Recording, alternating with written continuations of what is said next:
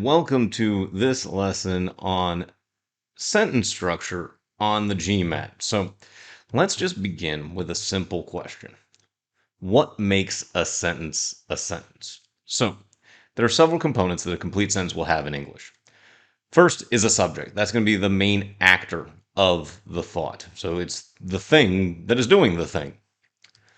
Then you have what is known as a predicate. That is the verb or action being performed by the subject of the sentence. And when you combine a subject and a predicate, then you get an independent thought that is comprised of both actor and distinct action, and that is what makes a sentence complete in English. And on harder GMAT sentence corrections, it can be important to break down your sentences to make sure they are, in fact, complete independent thoughts. So let's take a look at a complete sentence example. So we have a relatively complexly structured sentence here. Port Moresby and its associated suburbs, which were the site of my initial fieldwork, lie within a coastal savanna of low hills, abutting the rugged Owen Stanley mountain range and its forests. So usually it's easiest to first identify what the main actor is. And in this case, it's Port Moresby and its associated suburbs, which are then described as lying, using the proper tense of lie, within a coastal savanna of low hills. That is your complete sentence. Everything else is ultimately what is known as a modifier. It is a descriptive phrase that relates back to the subject and the predicate, and in this case, the object of hills to a degree. But this is what makes the sentence complete. Just these two pieces. The other offset clauses separated by commas, they're just descriptive. So, which were the site of my initial field work? That describes Port Moresby and its associated suburbs, because that's just a descriptive clause. And then they lie within a coastal savanna of low hills. That was completing the thought. But we furthermore described the coastal savanna of low hills as abutting the rugged Owen Stanley mountain range and its forests. So all of these pieces come together, but the biggest piece is always going to be matching that subject to its predicate, main action verb. So then, what makes a fragment incomplete? So a fragment in some way does not have a full, complete, independent thought. So there's usually an unclear subject for the sentence in some fashion. Or there's no main action for any possible subject of the sentence to actively perform. And oftentimes there are multiple descriptive clauses referring to different possible subjects. So there's, to some degree, ambiguity in where the subject even may lie in the sentence because of how it's structured. So let's take a look at an example, just using the same broad ideas as we had before. So Port Moresby and its associated suburbs within a coastal savanna of low hills, abutting the rugged Owen Stanley mountain range and its forest, which were the site of my initial fieldwork. So if you were to read this on the GMAT, you might think that's long enough to be a sentence, but we have to interrogate the individual pieces. So Port Moresby and its associated suburbs. That could be a subject. But there's no verb for this subject because Port Moresby and its associated suburbs are just described as within a coastal savanna of low hills. And furthermore, the abutting the rugged Owen Stanley mountain range and its forests, that's just describing the coastal savanna of low hills. And the rugged Owen Stanley mountain range and its forests were then described as the site of my initial fieldwork. But there's no action for any of these possible subjects, which would make the sentence incomplete and wrong on the GMAT and possibly an incorrect answer for one of the harder sentence correction problems. Now, the other type of incomplete sentence is going to be what is known as a run-on or fused sentence. So your common GMAT run-on characteristics are going to be multiple subjects for the sentence. You'll also have two main actions for those multiple subjects of the sentence to perform. So let's take a look at an example of this. So my initial field work was in the savannah. I soon, when the rains began, found a specimen of a small nactus in a patch.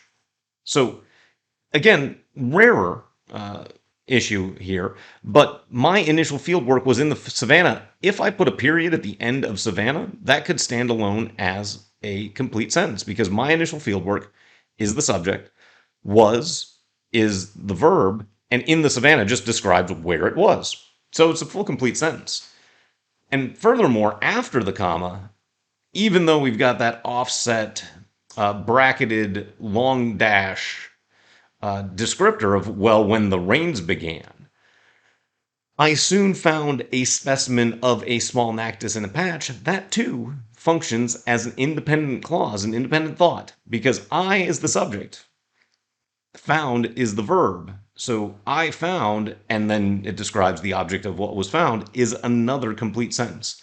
And you cannot fuse two complete sentences together with a comma or without any sort of punctuation. Now, you can do some things with fused sentences involving semicolons or colons potentially, but 99 times out of 100, the GMAT is not testing that issue. So you do have to know that a semicolon can basically function to produce a fused sentence and break it up where there are two independent clauses, but it's a really extremely rare issue to encounter. And it's more important just to recognize that you can't have two independent clauses fused together around a comma or just without any punctuation at all in an individual sentence. So let's talk about the frequency of these issues. So they're rarer. They just are. They're rarer sentence correction issues, often indicating harder questions when you start engaging and encountering run-ons in your answer choices or as the original sentence or sentence fragments in your choices or your original sentence. Also, recognize that punctuation is never tested as a standalone issue. That is absolutely true. So they're not going to test you on the differences simply between a comma and a but or a semicolon or a long dash or a colon. However, these punctuation issues are only going to be relevant when you're considering fragments and run-ons. So if there's differences in punctuation, that could indicate that you might be engaging with the issue of completion within the sentence. Now, the strategic implications here. So first, always proactively identify the main subject in every sentence is written and subsequently in each choice. Your subject isn't always going to be an issue. Sometimes the choices will all contain the same subject, and sometimes the subject will be outside of the underline, so it's not really a pointed issue in the first place. But always, always, always, when you're reading the original sentence, identify what the main subject is and then try to pair it to its proper verb. So, and that's the next piece. So, deliberately work to pair that main subject to its main action as you search for the correct answer or just go down the list of common errors. You have to make sure that the sentence is complete before you can really do anything else.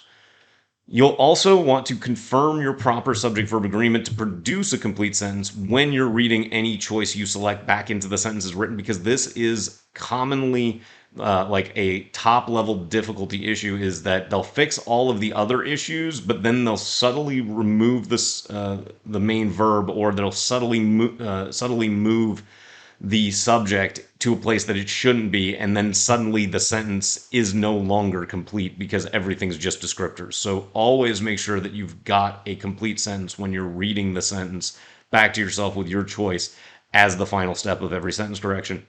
And recognize that there are possible issues of changed meaning tied to rearranged sentence structure as well. So you may have the meaning change because you've moved around clauses, moved around descriptors and modifiers, and they again can make your sentence either fused as a run-on or make your sentence incomplete in many different ways. So this is just, again, a not overly frequently tested issue, but it is tied to our top issue in our list of 6 common sentence correction errors, completion, right? So always make sure that your sentence is complete by deliberately matching your subjects to verbs and guaranteeing that there aren't too many of them, producing a fused sentence.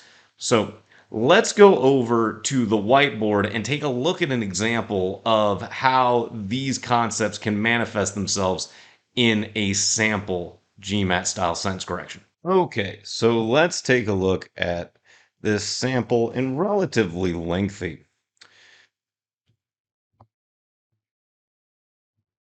sentence correction problem here. So, as always, we're going to set up the scratch pad and we'll do it down here. A, B, C, D, E, put a little line over top for what the possible issue may be. And we then, of course, start to read the sentence. So, most Nactis pelagicus group geckos are cryptically colored inhabitants of forest floors.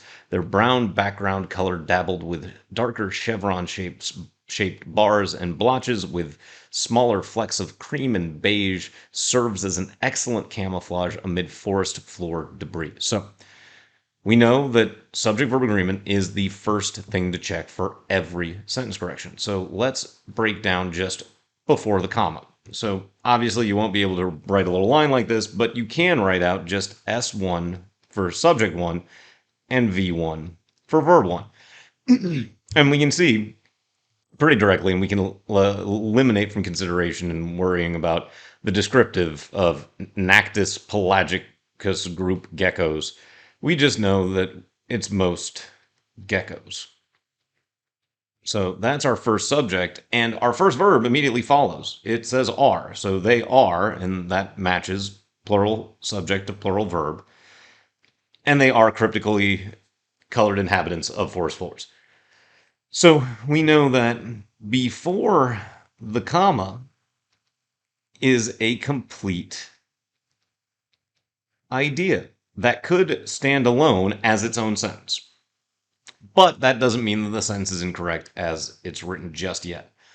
But then we've got their brown background color, dabbled with darker chevron shaped bars and blotches with smaller flecks of cream and beige serves. So it's actually potentially easier to identify verb 2 here as serves. And we know that subject to is that brown color. And that means that after the comma is also a complete idea. Now, on the exam, I don't expect you necessarily to write out after comma complete idea, before comma complete idea, but it might be beneficial since you can't draw little vertical lines on the screen to write out S1, subject 1, V1, verb 1, to break this down to identify that we have a run-on in the original, which means that this is testing subject-verb agreement in the more difficult fashion. So that means we need to be aware of all possible subject-verb agreement issues as we move along with the remaining answer choices. So then we've got most, and you can tell from here on in, I'm not going to read out in my head Nactis pelagicus group. I'm just going to go with most geckos. And this is actually a tactic that you can apply in many sentence corrections, is just go ahead and simplify the reading by ignoring clearly irrelevant descriptive terminology such as Nactis pelagicus group. It's just most geckos is good enough for evaluating the sentence in this fashion. So most geckos are cryptically colored inhabitants of forest floor. So again, right up to here, that's the same. So subject 1 now is most geckos. And verb 1 is still just what they are. So that's a complete idea. Now, after the comma, though, this time, it starts with the transition of so much so that their background color dabbled with all of these things and blotches with smaller flecks.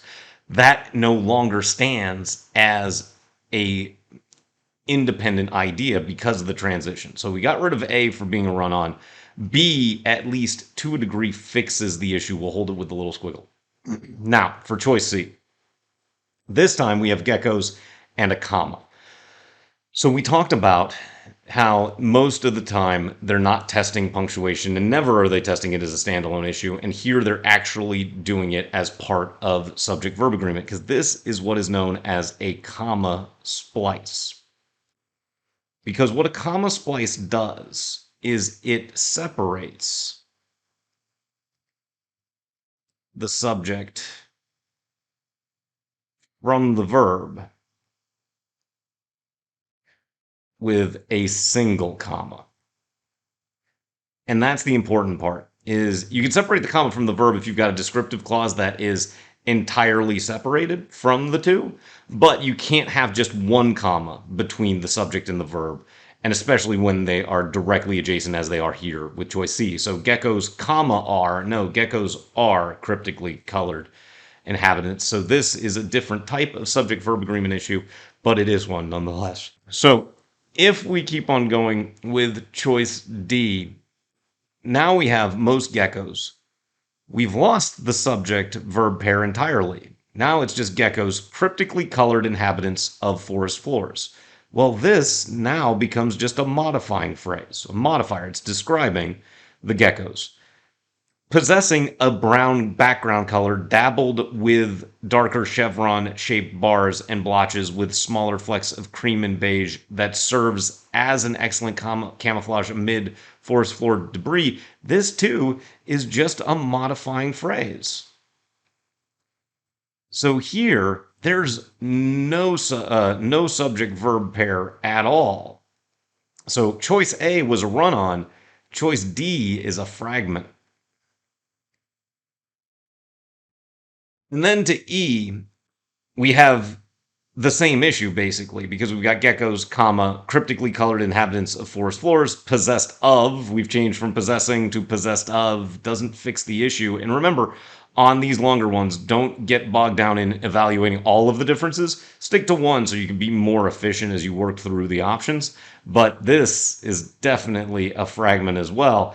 And if we go back to just confirm choice B, we can say most, and we'll introduce again the descriptor to be certain, most Nactis pelagicus group geckos are cryptically colored inhabitants of forest floors. So much so that their brown background color, dabbled with darker chevron-shaped bars and blotches with smaller flecks of cream and beige, serves as an excellent camouflage amid forest floor debris. And do note that you may have otherwise been caught by the fact that serves does not match the plural of the darker bars and blotches, but it's not those that serve.